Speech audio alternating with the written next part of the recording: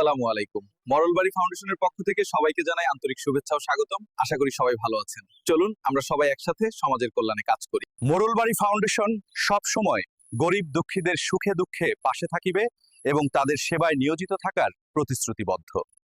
তাহলে চলুন দেখে আসি মরলবাড়ি ফাউন্ডেশনের এ পর্যন্ত কার্যক্রমগুলো। একতাই শক্তি মরলবাড়ি ফাউন্ডেশনের উদ্যোগে দেবকান্দা মৌলপাড়া জামে মসজিদে একটি ডিজিটাল ঘড়ি দেন এবং জামতলা বাজার জামে মসজিদে একটি ডিজিটাল ঘড়ি দেন।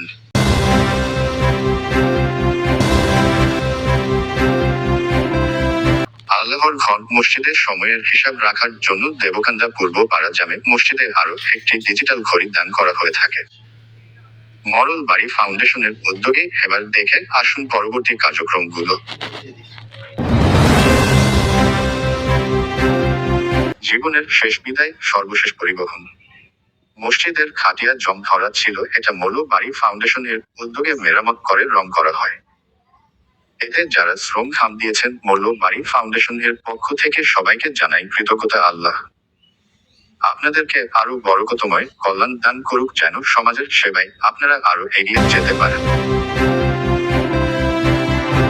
মরলবাড়ি ফাউন্ডেশন আরো উদ্যোগ নেন এলাকার দারিদ্র অসহায় পরিবারের খোঁজ নিয়ে তাদের জন্য কিছু সহায়তা করার। এরই মধ্যে দিয়ে কিছু দারিদ্র পরিবার নিশ্চিত করে তাদের পরিবারের মাসিক বাজার খরচ সহ চিকিৎসা সেবা ও ঔষধ কেনার টাকা মরলবাড়ি ফাউন্ডেশনের পক্ষ থেকে বহন করা হয়ে থাকে।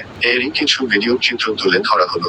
আমাদের স্বেচ্ছাসেবীরা তাদের নিজ হাতে অসহায় পরিবারদের কাছে মাসিক বাজার সহ তাদের যাবতীয় সহায়তা পৌঁছে দিচ্ছে মরলবাড়ি ফাউন্ডেশনের স্বেচ্ছাসেবীরা। সকলের দোয়া কামনা করেন এবং বলেন ভবিষ্যতেও তারা অসহায়দের সেবায় নিয়োজিত থাকবেন।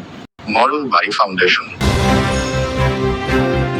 আরো মরলবাড়ি ফাউন্ডেশনের উদ্যোগে দেবকান্দা সরকারি প্রাথমিক বিদ্যালয়ের মাঠে বৃক্ষরোপণ কর্মসূচি পালন করা হয়। প্রকৃতি আমাদের জীবনের অবিচ্ছেদ্য অংশ। গাছ আমাদের দেয় অক্সিজেন, ছায়া, খাদ্য ও পরিবেশের ভারসাম্য।